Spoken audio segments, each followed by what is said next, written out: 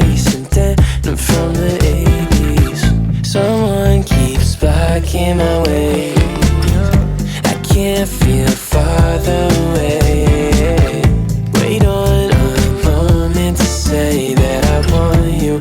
You know that I want you. Oh,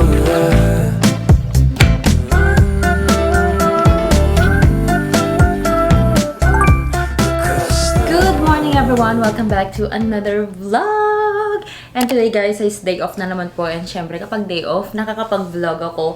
But anyway guys, madami kasi sa inyo na nagtatanong regarding my expenses here nung pagdating ko dito sa US. So for today's vlog guys, ay i-share ko po sa inyo kung ano yung mga pinagkagastusan ko, magkano ang nagastos ko sa first month ko or 2 months ko dito sa USA nung na-deploy na ako dito sa Iowa. So, if you want to know more about this stuff or if you want to know kung ano ba yung mga pinagkagastusan ko, please keep on watching. The clouds covered in gray, third coffee of the day. Almost fell asleep on Zoom. I yawn at the display, third meeting of the day. But I can hear raindrops that dancing on the roof. It's like they're calling out, don't lose your youth, 'cause I am back. Madaming ginagawa ngayon. So, sisingit-singit lang natin yung paggawa na ating mga vlog. So, share ko lang yung rent tsaka deposit na binigay ko, guys, para sa application ko sa aking apartment. Oh, so first one is for the application. So, dito, guys, pag nag-apply ka ng apartment, i-discuss ko na lang sa inyo sa separate na video kung paano ba maghanap ng apartment dito. Kailangan mo ng application fee kasi yun yung pambabayad para sa mga background check mo, sa credit score mo, mga ganyan. So, ang binayaran ko nun, guys, is $27 for that. Binayaran ko na lang siya nung nakita ko tong apartment. Tapos, nung sure na ako na gusto ko talaga tong apartment. So, kung hindi pa kayo sure sa apartment, wag mo na kayong magbayad ng application fee nyo. And then, for my rent, ganito yung computation niya. So, ang rent ko is $525 every month. So, ang ginawa niya, guys, dahil wala akong credit score, wala akong lahat, ang deposit ko is 2 months. Yun kasi ang nasa law dito sa Iowa. Hindi ko alam sa ibang states kung ganun din. Na ang pinaka-maximum lang na pwede nilang i-collect sa magre-rent or sa tenant is 2 months. So, pinabayaran niya sa akin yung 2 months na deposit, which is 525 times 2. Tapos, yung remaining days, sabi ko kasi magmo-move in ako ng July 19. So, kinumpute niya ng July 19 hanggang katapusan. Parang ang ginawa niya is dinivide niya yung 525 divided by 30 days. Ganon. So, per day na binayaran ko from July 19 hanggang sa katapusan. And then, yung 2 months na deposit ko. And that is 1,270.09. And then, guys, binayaran ko rin by August yung rent ko for September. Kasi dito, bago pa mag-start yung buwan, babayaran mo na dapat yung rent mo. Yung rent ko for September is 525, guys. Bago rin kasi mag-move in po dito, guys, kailangan tawagan mo yung connection. Sa ibang apartment, kasi yung mga kasama ko sa Tennessee, hindi sila yung nagtawag. Parang ang tumawag na is the manager ng apartment. But for my case, I need to call personally yung electric company, yung water company, ganyan. So, tsaka yung internet company. So, kailangan talaga, marunong ka talaga makipag-transact. Sasabihin mo lang naman sa kanila na, o ganito, mag-move in ako sa ganitong unit, sa ganitong address. Tip ko na rin sa inyo guys, sabihin nyo na rin na recurring payment para hindi nyo makalimutan na magbayad kayo ng bill ninyo. Kasi kapag recurring payment, i-connect nyo lang siya sa bank account ninyo, ibibigay nyo lang yung bank details nyo sa kanila or debit card, ganun. Tapos, or pwede rin yung ibang apartment daw, nagtatanggap din daw sila ng credit card. But, for me, ang tinatanggap lang nilang lahat ay debit card or nakakonect talaga siya sa bank. Para talagang may fund siya, hindi lang siya credit card. Kasi pag credit card, pag madami ka nang nagamit, pwede kasing ma-decline na yung payment mo sa kanila kapag na-max out mo na yung limit mo ng credit mo. So, yun.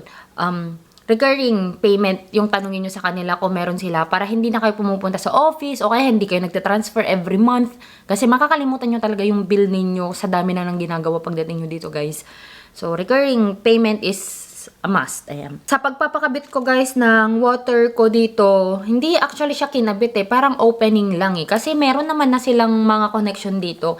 Nung tinawagan ko sila, kailangan ko mag-down ng $76.95 sa Ida County Water something. Water.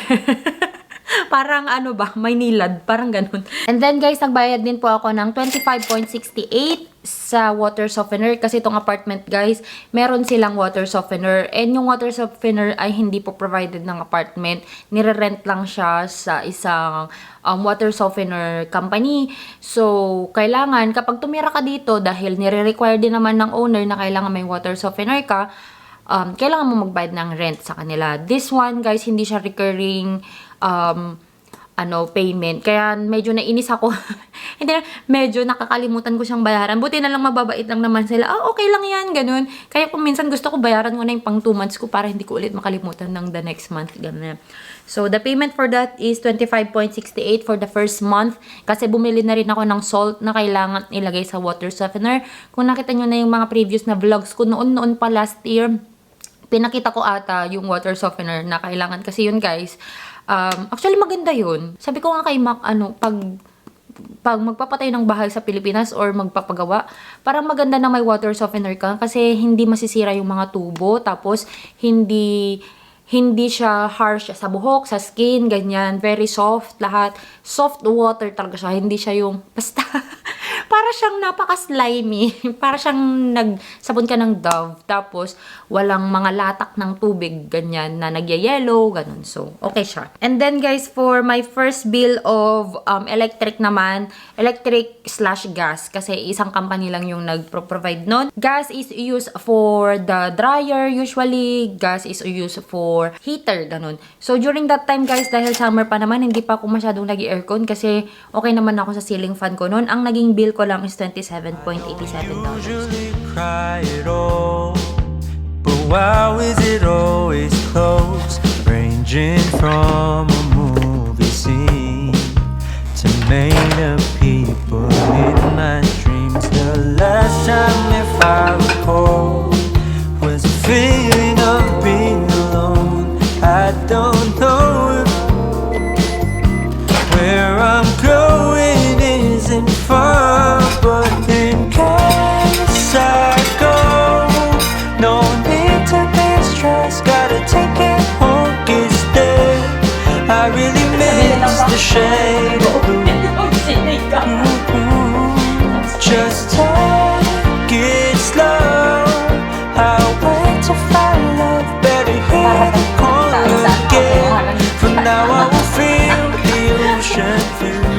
Pagka-move ko dito, dineliver agad yung sasakyan ko. And then, August ko siya niregister. Nagbayad ako ng $321.05 plus $2 na parang bayad kapag debit card yung gagamitin. And then, kumuha rin ako guys ng aking car insurance. Syempre, ano ko dito nun guys, kasi masya-short na ako nun eh. Hindi ko naman gustong pabayaan yung sarili ko na masya-short ako sa pera ko. So, instead of paying the whole 6 months para sa car insurance ko, binayaran ko siya during that time ng every month. So, yung first month is mas mababa yung babayaran ko. Ang binayaran ko lang during that time is $127.20. Pero ang parang binabayaran ko is parang $132 yung mga after na ng first month ko guys. Kung may pera naman kayo na pambayad ng 6 months nyo or whole year nyo, bayaran nyo na yung 6 months nyo kasi mas mababa yung babayaran nyo, parang may discount kayo. Pero syempre during that time guys, hindi naman pwedeng bayaran ko yung 6 months ko, parang magiging 700 plus kasi syempre madami pa akong gastusin that time. So $127.20 for that. So yung bed mattress ko guys na queen size na ang brand is Zenus T3. Binili lang namin siya sa Amazon. It costs $286. Bed mattress lang yun guys. Pag bibili ka po dito ng bed mattress, wala pa pong bed frame.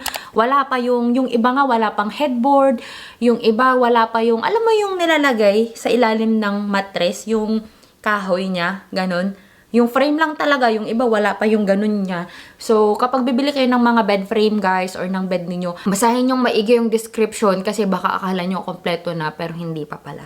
And up until now guys, wala pa po kaming bed frame kasi Nagdadalawang isip kami kung bibili pa ba kami ng bed frame kasi baka pag nag-move kami, sayang lang din, iiwan namin or itatapon or hindi lang din namin madala sa kung saan naman man namin gustong mag-move. So, up until now, nasa sahig pa po yung bed mattress namin. And okay lang sa amin. Nung birthday ko, may binayaran ako na share ko sa mga pagkain namin dun sa Nebraska. That was only 88.87. Ba't ko pa sinasabi yan? But anyway, kasi nga gusto nyo malaman kung magkano lahat na gastos ko, diba? Chinek ko kung ano yung mga na-charge sa aking credit card. Yung first day ko pa lang dito guys, dahil pumunta kami ng Dollar Tree, bumunta kami ng Walmart, ganyan, kumain kami. Sinasabi kong kami, yung driver from the agency yun guys ha. I spent $486.15. And then nung August na guys, nakapag-spend ako ng $500.45 at saka $435.03. So, eto guys, hindi ko siya maisa-isa na kasi ito yung mga binili ko. For example, bumili ako ng grocery ko, lalo na itong first day ko dito na 486. Nakita nyo naman na siguro yung moving video ko guys, ililink ko down below yung mga grocery ko sa Walmart, mga binili kong iba't ibang gamit. Siyempre, bumili ako ng mga kaldero, kaserola, ng rice cooker, ng plancha. As in guys, lahat. Lahat. Tapos bumili pa ako ng washing machine kasi remember, this place doesn't have a washer and dryer. Ang meron lang sila is washer and dryer hookup. So, bumili ako ng, alam mo yung parang automatic washing machine lang. I will link na rin yung sa description box.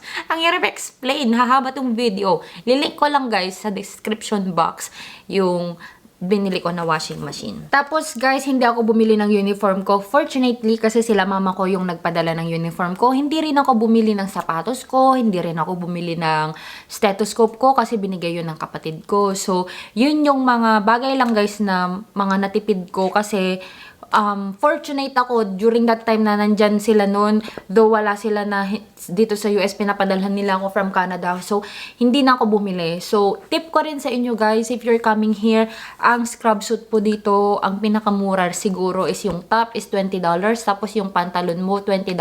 Mura na yun kung 20 plus 20, $40 ang one set. So magpatahin na kayo guys habang nandyan kayo sa Pilipinas. Tanungin nyo na kung kunyari na nag-interview kayo ng facility, tapos sasabihin nyo na, di ba sasabihin nila na, oh ano, do you have any question? Tanungin nyo na kung ano yung kulay ng uniform ninyo para makapagpatay na kayo dyan sa Pinas. Kasi ang mahal talaga dito. Kasi imagine mo, kung bibili ka ng 3 pairs, 40 times 3, 4, 8, 12, $120 na yun guys. Eh, pwede mo na yun na pangkain for 1 month, yung $120, yung ano mo, diba? Pwede mo na siyang pang grocery or pang gas papunta sa work.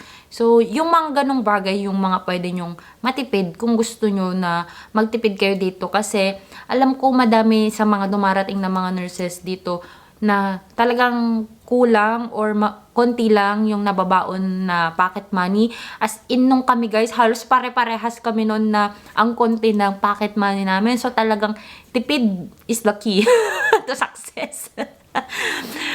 Pigilan muna yung sarili na na-overwhelm sa kaka-shopping. Kasi parang yung sa akin dito guys, yung tinignan ko yung mga expenses ko, miscellaneous expenses ko, ang mga nabili ko is from Amazon, most of the things here. Kasi pa-deliver ko na lang guys noon. Kasi takot pa ako na mag-drive na mag-isa noon. So, madami akong nabili online. Pero yung mga binili ko noon, very disciplined kasi ako noon na bumili. Kasi yung kailangan ko lang talaga. Tapos kung may other resources naman na pwede siyang gamitin instead of buying, hindi ako bumibili guys. And also, check also your Facebook Marketplace. I-set up nyo yung Facebook Marketplace ninyo dun sa town kung saan kayo pupunta para makabili kayo ng mga second hand na mga bagay. Kasi, just like for me, yung table and chair ko na yung dining set ko, binili lang yun nila tita ko sa marketplace. Ayan, thank you din pala kay Tita Angel. Binili yun nila tita ko, tas dinala nila yun dito sa akin. nakita ata daw nila sa marketplace, which is $100 lang. Pero kung tutuusin, kung bibili ka ng brand new na ganyan, sobrang mahal guys. Lalo na kung yung apartment na makukuha nyo ay hindi pa siya fully furnished. So, medyo mahirap siya. So, ang grand total guys na na-spend ko from July 19 to August 20 para po sa aking mga expenses. Ang total po is 4,199.34. Tatanungin nyo, ganun po ba kalaki yung binaon ko? Hindi po. Guys, ako, hindi po ako nag-i-spend ng pera kung wala pa po siya sa bank ko. So, ginagamit ko yung credit card ko to build my credit score here in the US, but I don't swipe it if I don't have cash in my bank. So, ganun po. Dapat sure ako na may pambayad ako sa credit card ko. So, thank you so much everyone for watching this video. I hope you learned something today and I hope magkaroon kayo ng idea kung paano ba yung mga expenses dito. Ano yung mga kailangan nyo pag-preparean pagdating dito and kung paano din kayo makatipid. Ngayon pa lang, kung nasa Pilipinas kayo, isipin nyo na kung ano yung ikakatipid ninyo. Kung pwede namang dalhin nyo from the Philippines, why not? Walang mag-judge dito pagdating nyo dito guys. So, thank you so much everyone for watching. And proceed na po tayo sa shoutout for this video. Hey everyone, thank you so much for reaching this part of this vlog again. And time for our shoutout. Magsha-shoutout lang po muna ako sa mga nag-comment po sa aming vlog na husband arrived in the USA. Ayan. Shoutout po kay Andrea Balili. Ayan. Chat TV, Yocam TV, and then kay, hindi ko alam paano ba to banggitin yung pangalan niya, ZYDH18. Hindi ko alam paano banggitin. Sorry.